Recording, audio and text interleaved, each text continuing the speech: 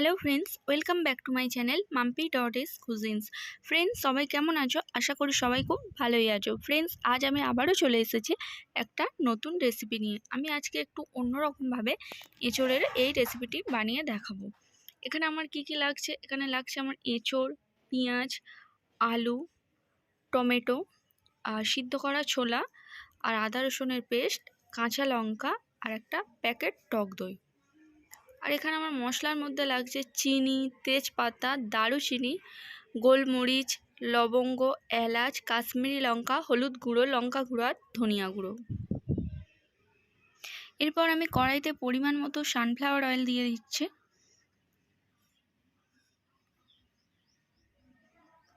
এরপর আমি দিয়ে দিচ্ছি কেটে রাখা এঁচোড়ের টুকরোগুলো। এখানে আমি 500 গ্রাম সাইজের একটা এঁচোড় নিয়েছিলাম।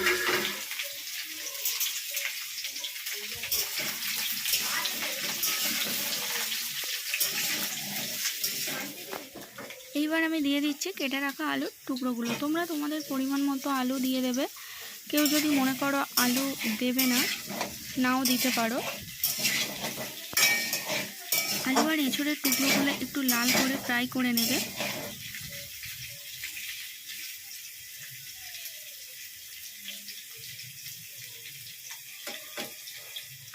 এটা আমার ফ্রাই করা হয়ে গিয়েছে। এবার একটা পাত্রে আমি ঢেলে নেব।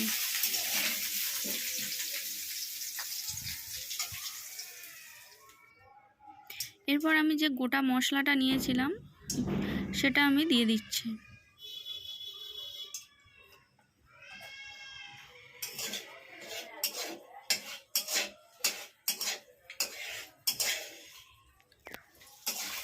এরপর আমি দিয়ে দিয়েছি কেটে রাখা পেঁয়াজের টুকরোগুলো। এখানে আমি দুটো মিডিয়াম সাইজের পেঁয়াজ টুকরো করে কেটে নিয়েছিলাম। এটাকে হালকাভাবে ফ্রাই করতে হবে। এরপর আমি দিয়ে দিচ্ছি 2 টিস্পুন আদা রসুনের পেস্ট।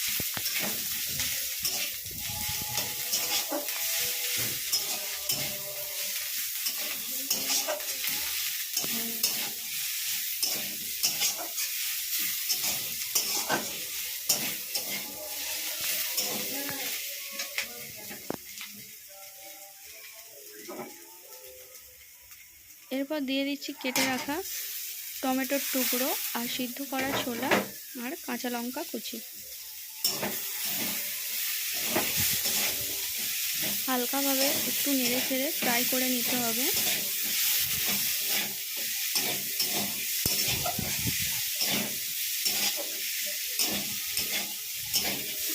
হালকাভাবে ফ্রাই করা হয়ে গিয়েছে। এবার আমি দিয়ে দিচ্ছি সমস্ত মশলা। এখানে মশলা আমার ছিল 1 টিস্পুন কাশ্মীরি লঙ্কা, 1 টিস্পুন সুগার, 1 টিস্পুন হলুদ গুঁড়ো, আর 1 টিস্পুন লঙ্কা গুঁড়ো, আর হাফ টিস্পুন ধনিয়া গুঁড়ো।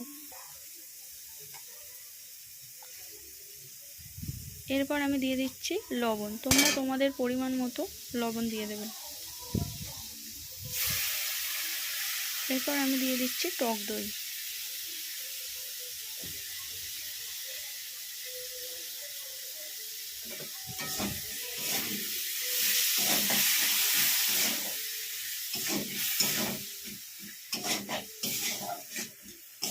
এরপর সমস্ত ইনগ্রিডিয়েন্টসগুলোকে আমি ভালোভাবে নেড়ে চেড়ে হাফ কাপ পরিমাণে জল দিয়ে আমি এটাকে সিদ্ধ হতে দেব।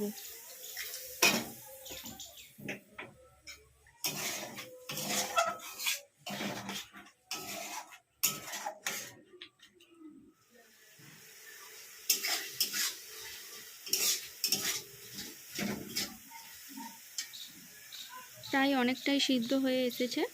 এইবার আমি এর মধ্যে ভেজে রাখা এঁচোড় আর আলুর টুকরোগুলো দিয়ে দেব। এঁচোড় আর আলুর টুকরোগুলো দিয়ে ভালোভাবে 15 মিনিট কষে নিতে হবে। জল ছাড়াই 15 মিনিট এটাকে কষে নিতে হবে।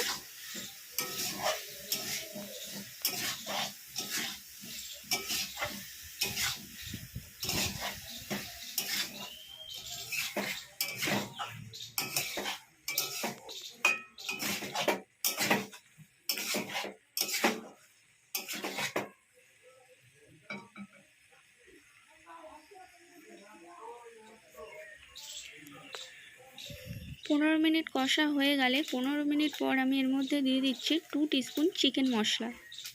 ভিডিওটা স্কিপ না করে শেষ পর্যন্ত রেসিপিটা দেখতে থাকো আর আমার সাথে থাকো। আর আমার ভিডিও যদি তোমাদের ভালো লেগে থাকে অবশ্যই করে চ্যানেলটাকে সাবস্ক্রাইব করে দিও আর সমস্ত নোটিফিকেশান সবার আগে পেতে পাশে থাকা বেল আইকনটি প্রেস করে দিও।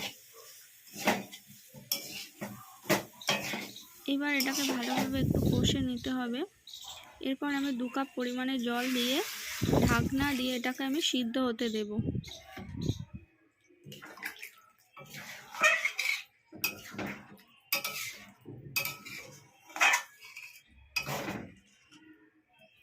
ঢাকনা দিয়ে এটাকে 20 মিনিটের মতো সিদ্ধ হতে দিতে হবে। 20 মিনিট পর চলো দেখে নেওয়া যাক। এখানে আমার রেসিপিটা রেডি হয়ে গেছে। এবার আমি এটাকে একটা পাত্রে ঢেলে উপর থেকে টক দইটা দিয়ে দেব। ফ্রেন্ডস, ভিডিওটা ভালো লেগে থাকলে অবশ্যই করে লাইক, শেয়ার আর চ্যানেলটাকে সাবস্ক্রাইব করে দেবে। আর ভিডিওটা শেষ পর্যন্ত দেখার জন্য অনেক ধন্যবাদ।